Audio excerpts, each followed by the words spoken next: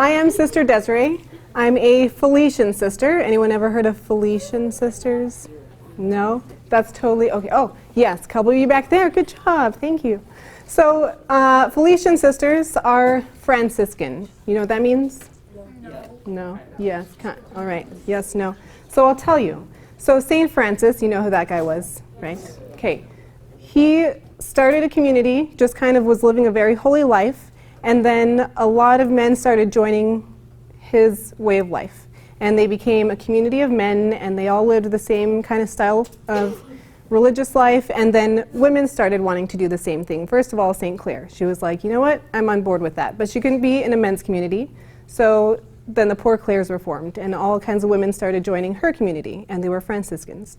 So those were the first Francis's community, and then the Poor Clares were the first two Franciscan communities. And after that, lots of people were like, me too, but we didn't all want to do the same thing. So Felician sisters are one of many Franciscan communities. There are like 200 of them, and we're just one of them.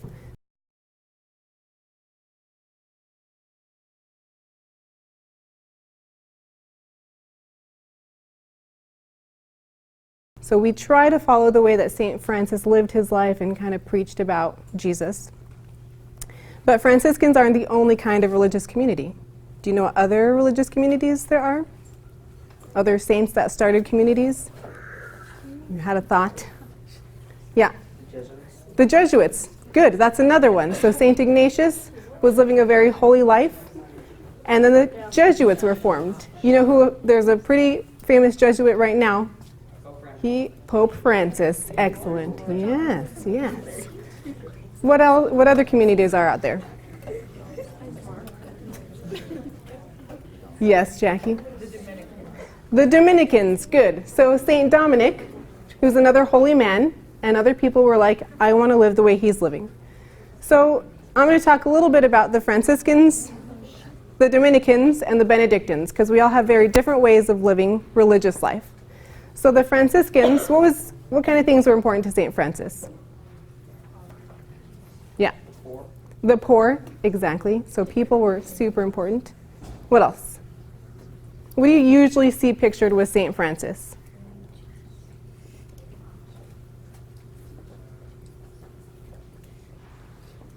Nothing? No. Yeah. Animals. Animals. Yes. Excellent work, my friend. Animals. So people were important to St. Francis. Animals were important. What else? What do we live on? Well, we live on food, yeah. Okay. What? Yes. Prayer. Prayer is important. What do people and animals, what do we walk on? Ground. The earth. Okay, so creation. Good. Was important to St. Francis. St. Dominic, things important to him were teaching, education, sharing knowledge, gaining knowledge. For St. Benedict, it was work. So all of these things were important because they all had to do with God. So God created human beings, God created animals, God created the earth. So St. Francis said, to me, that's important because God made this. So this matters to me. St. Benedict focused on work because Jesus came, Jesus was a worker. He went out, he got things done. So he said, you know what? Jesus made work holy. That matters to me. I'm going to find Jesus in what I do. St. Dominic was all about, like I said, knowledge, sharing that knowledge, preaching and teaching, or gaining knowledge, going and getting an education. So those things are important because he said Jesus was always preaching. It was important to him to share the knowledge that God had given to him. So each of us kind of has our own ways of finding God in what we do and what's important to us.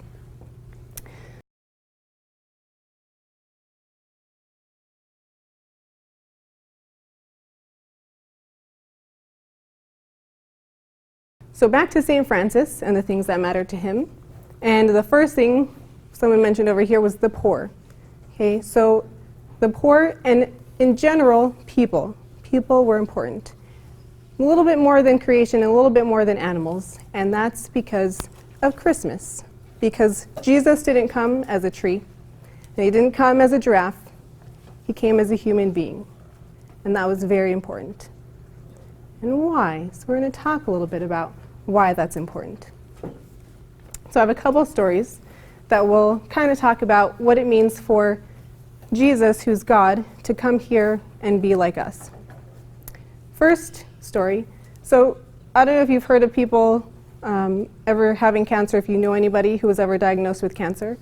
My mom last Christmas actually, was diagnosed with cancer, breast cancer, and had to take medications. She lost her hair. So I've seen stories where people had loved ones that lost their hair because of cancer, because of the medications they had to take, and so they shaved their heads with the person that lost their hair. You've seen that before? Some people have done that? Yeah. So I wasn't that brave, okay? I didn't shave my head. But I watched my mom have to struggle with her illness. It was hard for her, and so I was there for her in whatever ways I could be. My sisters did the same thing. But why do you think somebody would go so far as to shave their head when somebody they love has cancer? Why do you think? To show their support for them. Yeah, to show their support. So maybe they don't know what it's like to have cancer, but they can say, you know what, I'm going to be with you in this as much as I can be. Right? Have you ever been there for a friend like that? Maybe they weren't physically sick, but they were going through something, and you were like, you know what, I'm going to be with you in this, however I can be there for you.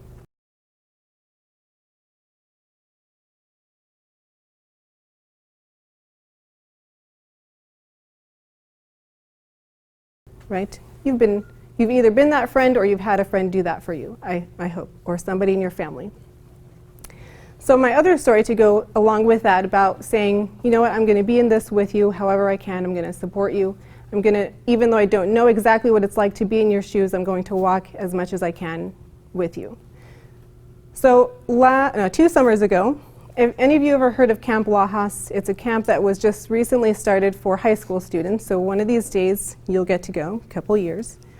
And it's like a wilderness camp. So we get to go hiking, whitewater rafting, rock climbing, and I love all those things, except my biggest fear is drowning. So I never wanted to go whitewater rafting. That was on my never ever bucket list. I didn't want to do it. But it was part of the camp. And I was like, well, I came here to be with the people, and so I'm going to do it, even though I woke up with a massive headache and I thought it was a sign that I was going to die that day. But I did it anyway, and I fell out of the raft, which I didn't want to happen. So it just flipped over our entire raft. It was like slow motion, literally. We were just going in the water. And I was freaking out. But when I came up to the surface, we were all in the water together. And later on, I realized that was kind of comforting. So nobody stayed in the raft. Our entire raft flipped out.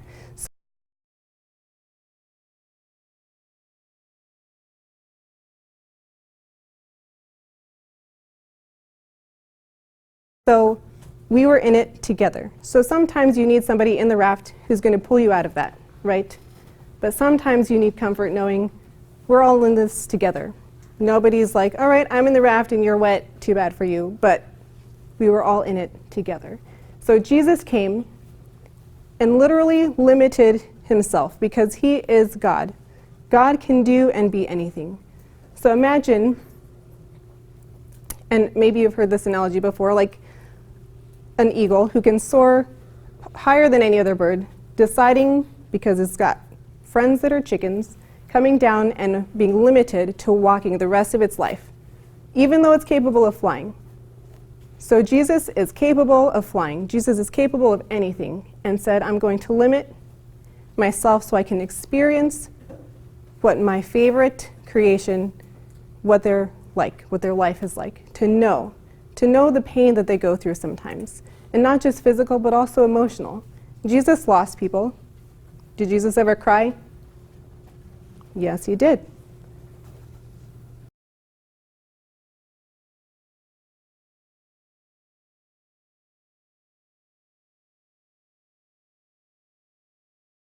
So he came to experience the human condition, to not just be like, well, I feel sorry for them because they have a difficult life, but to say, I know exactly what it's like to lose a friend.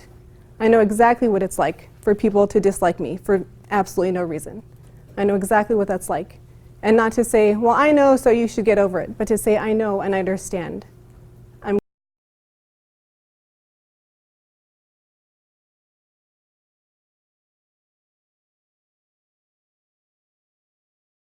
with you in this.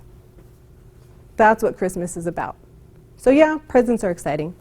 Okay, I'm excited too. I just got some Christmas presents today the sisters gave me. But we're celebrating not just giving each other stuff, but reminding each other that Jesus came to say, God is with you in this life. God knows what you're going through. God knows what it's like to cry. God knows what it's like to lose.